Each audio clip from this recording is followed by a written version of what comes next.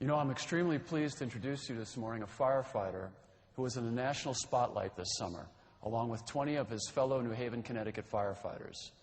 The New Haven 20, as they became known, were engaged this summer in a lengthy lawsuit over a promotional issue in which they asserted that they had been discriminated against. They prevailed in the United States Supreme Court in their arguments. The court ruled that no group could be adversely impacted to accommodate any other group. Briefly, you cannot discriminate to cure discrimination. The court said that you cannot exclude anyone intentionally, but rather that you must treat everyone equally regardless of their race, color, gender, or any other consideration. That merit, rather than any other consideration, is paramount to American values, principles, and when it comes to employment or promotion, it matters. Here with us today is the man who found himself in the center of that controversy, the lead plaintiff, Frank Ricci.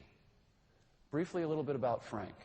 Frank is a lieutenant with the New Haven, Connecticut Fire Department and co-founder of firefightersafetynet.com. He is also the project manager for Emergency Training Solutions, an FDIC hot instructor and lecturer. He has won a landmark U.S. Supreme Court case, and he has testified before the United States Congress. Frank has been the lead consultant for Yale University on several studies and is a board member of the Cyanide Treatment Coalition. He's a contributing author to the Carbon Monoxide Poisoning magazine and co-author of Safety and Survival chapter with Anthony Avilo for the Fire Engineering's Firefighter 1 and 2 Handbook. How do you like that? Available in the books. I'm just kidding. Frank has worked as a heavy rescue unit member covering the Bethesda, Chevy Chase, Maryland, and was a student live-in at Station 31 in Rockville, Maryland. He developed the fire engineering film Smoke Showing. Frank is also the creator of Fire Engineering's Tactical Building Box poster series and has done several of our Training Minute segments. Along with Jim Duffy, he authored the DVD Firefighter Survival Techniques. Frank is a pioneer. He's a gentleman, and he's a patriot in the true American sense. I'm proud to introduce you to him today, my good friend, my brother, ladies and gentlemen, Lieutenant Frank Ricci.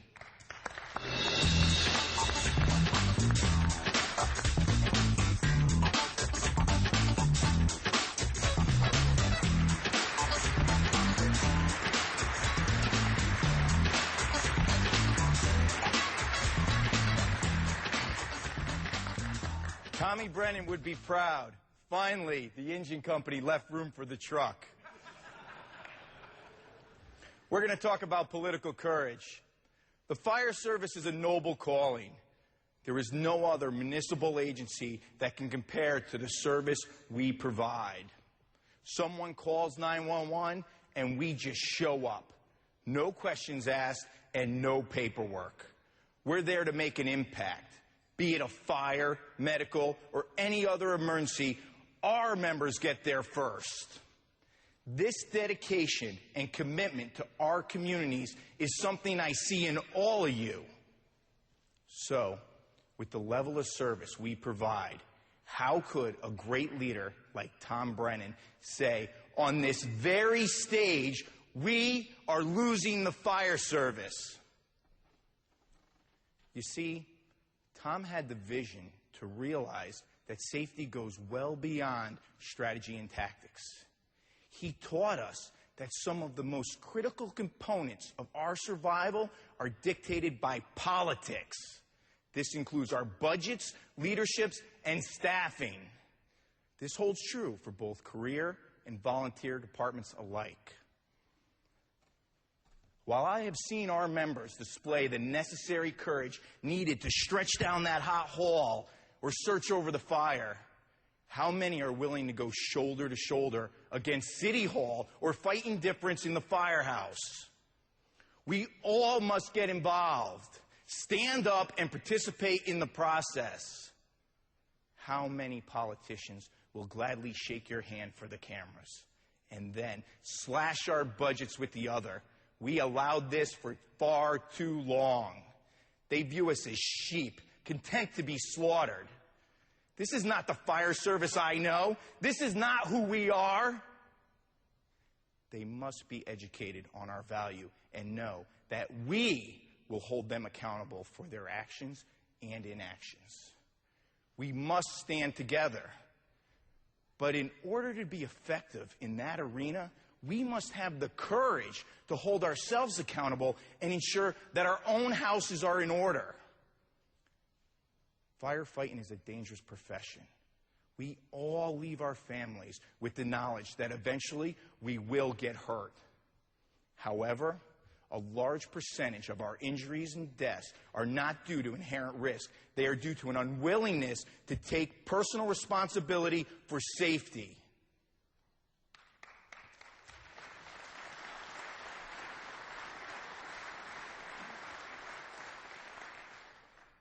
We often address the symptoms of our inaction at the kitchen table with empty words and banter. But remember, if words are important enough to be spoken, then action is needed. You see, the only way to change the prey mentality is to have the courage to address the real issues, not just the symptoms. I'll break these issues down into the 4 horsemen. Now, for those of you who don't remember, they are a biblical reference that signals the beginning of the end, and they will serve to illustrate the key threats to our service. They are at our door. You can look away, bury your head in the sand, but they will remain. Their names should not surprise you. Many of our members have given them aid and comfort. Lack of accountability, loss of faith, indifference, and one of the most destructive, politics over merit. The culture myth is the political cover for the first horse. Stop blaming our culture for everything. I myself have been fooled. Guilty. I used to talk about culture as a problem in some of my classes. I was wrong. Culture is who we are and what we stand for. We are caring, honorable, trustworthy, professional, compassionate, and at times even heroic. Yet we continue to blame our culture for firefighters failing to wear their seatbelts, not staying in shape, driving too fast, or managing their air. Or for Anthony Avila, not wearing your chin strap. We only need to look at the accomplishments of the Seattle guys, sitting right there, to see that change is possible. See, the culture myth is just a crutch for failed leadership and lack of accountability. A simple example is utilizing SCBA during overhaul. We should all know now the dangers of the chemical cocktail we call smoke. That means hydrogen cyanide, carbon monoxide, acrolein, and a host of other nasty actors.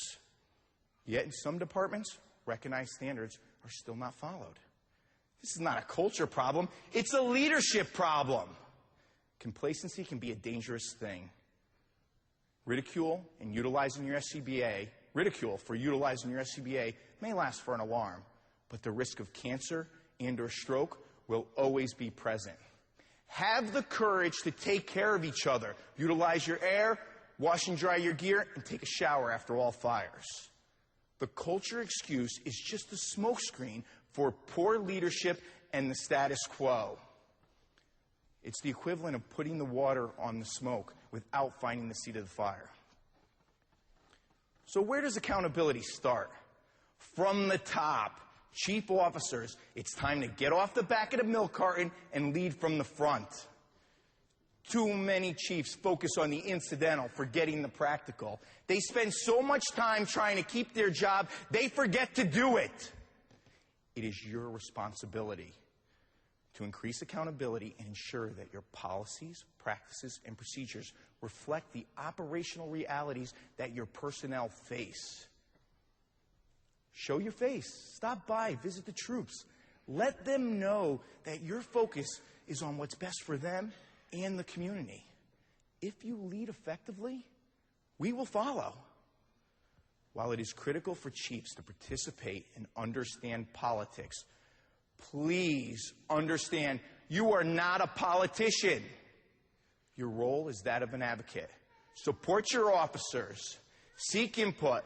Back them up and make sure they have the right tools to do their job. Work with City Hall and at times fight it. Support training and research. The importance of research cannot be overstated. Opinion and conjecture doesn't cut it anymore. Quality training, data-driven assessment, and transparency are a must. Most importantly, set the example. Treat everyone equal and hold them accountable. The first horse, lack of accountability, will continue to cause more deaths and injuries than any others if our chief officers continue to fall prey to the status quo. Chief Charlie Hershaft from Guilford, Connecticut, a true leader, told me once, "A fish rots from the head down." The second and third horse always ride together. Indifference and loss of faith. Once you open the door, they strike fast at the very spirit of who we are, leaving a lasting impression. They rear their ugly head whenever a member gets bitter or stops caring because they were wrong or perceive they were wrong. They can be found in every fire department and serve as a cancer that eats us from the inside out. They rob you of your sense of duty and the very passion that makes us firefighters. It's happened to all of us. You're on the right track. You sacrificed. You had a plan. You worked hard, only to find that the light at the end of the tunnel was a freight train. How you handle this adversity will define you. Resist the urge to lose faith or become indifferent. It'll only destroy you. When my department scuttled the promotional exams, we were all devastated. Shortly after, the chief called and asked if I'd go teach the next recruit class. I said I'd be honored. My phone rang off the wall with comments like, "Why would you do anything for this fire department?" This logic blew my mind. Does anyone here think that the mayor would have cared if the new guy couldn't force a door or take a hydrant? I told them all, at the end of the day, they will be the ones crawling down that hot hall with us or opening up over the fire. Our lives may depend upon their actions. The politicians don't care if your will and spirit's been broken. You decide not to clean or check your equipment because you're bitter? Come on. The only guy you hurt is the firefighter next to you. This lack of vision only gives them more power. We should all look towards our military as an example of how we should conduct ourselves. They do it for the guy next to them, for citizens, and for country. Regardless of politics, our country's brave men and women are there on the front lines. I thank them and every veteran for our freedom.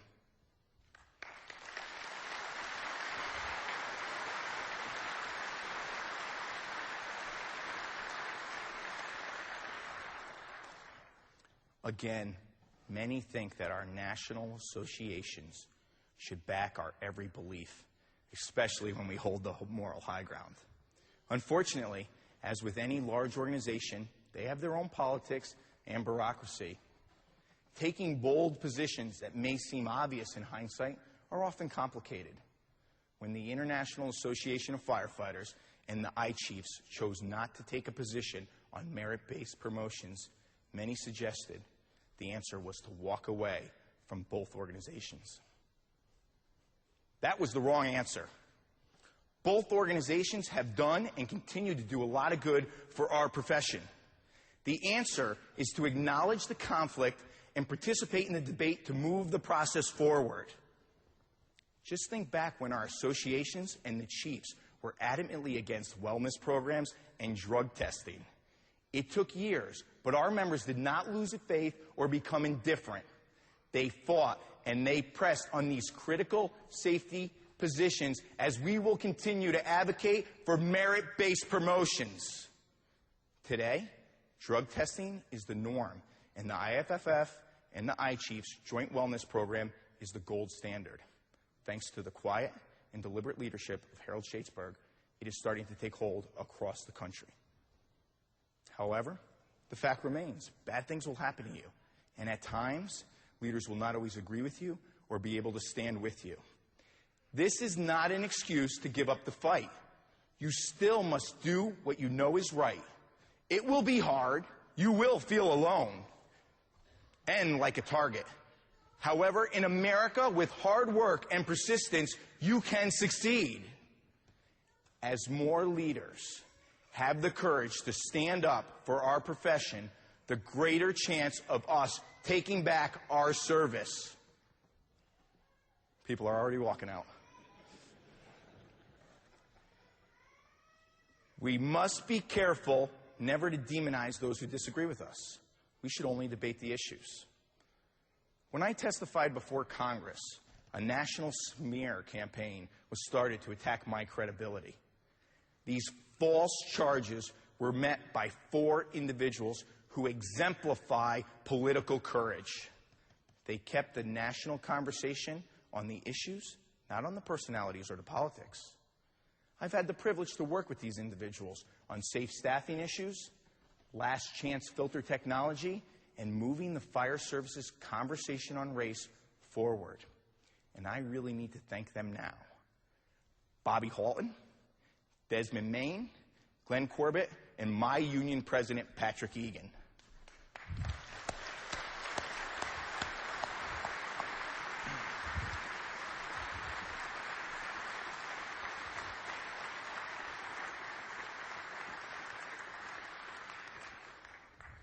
Representatives of our great military will present the flag of the United States.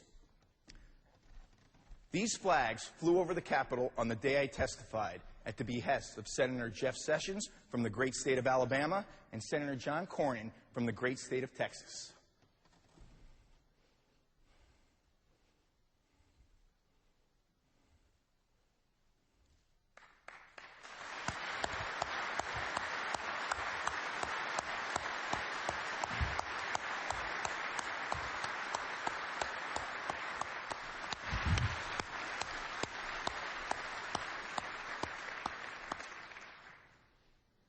The fourth horse, politics over merit, has crossed this nation.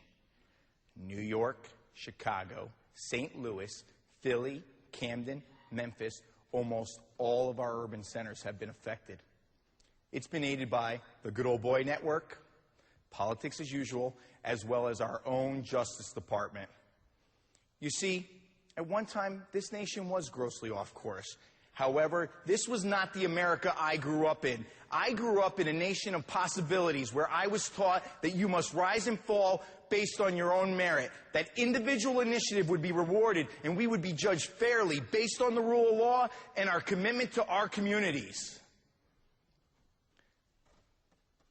The first civil service laws originated in China in 52 BC with a simple premise that merit must trump all other considerations. You would think in 1,000 years society would learn to keep politics out of it. George Washington, who was a master at politics and public service, recognized in his first term as president that when it came to professions of consequence, such as the military and judges, merit must trump political will. As for the fire service, the decisions we make are of great consequence. They can result in the loss of personal property, injury, or even death. This is the very reason we need to embrace civil service and merit-based testing. We need to ensure that no one's hands are on the scale. Make no mistake about it, this is the only way to ensure that our leaders are not only competent to provide appropriate direction at an emergency, but also to train their members how to handle the next alarm. Unfortunately, we cannot leave this process unattended. We need to stay engaged, demand transparency, and guarantee that the rules are applied equally. If politics, nepotism, cronyism, or discrimination sneak in, then we owe it to each other to root it out.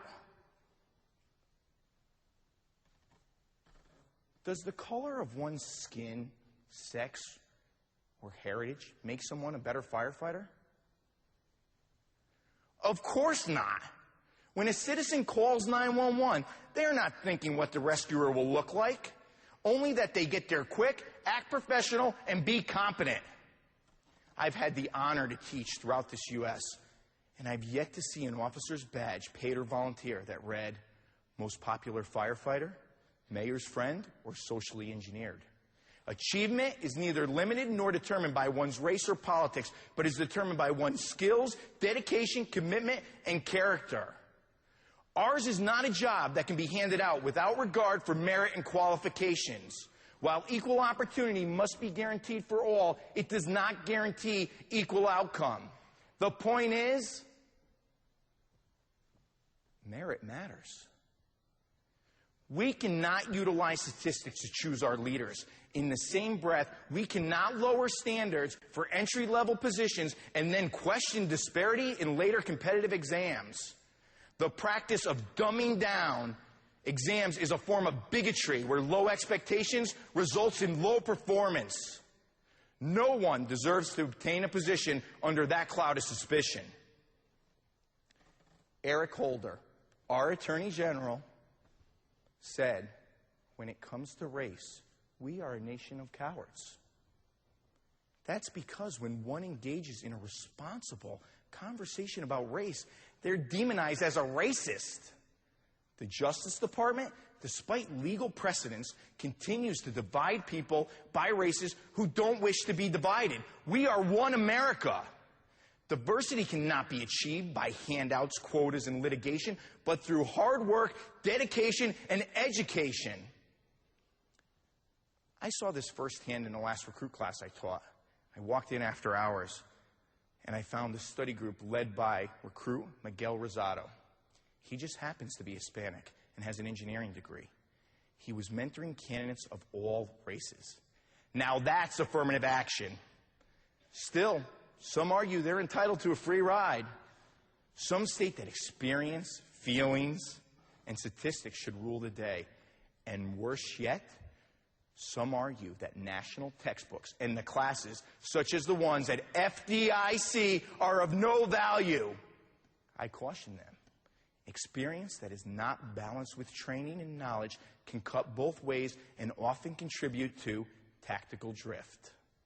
If we develop unsafe habits that are reinforced with positive outcomes, they become the norm and contribute to greater failures that can culminate in an injury or a death.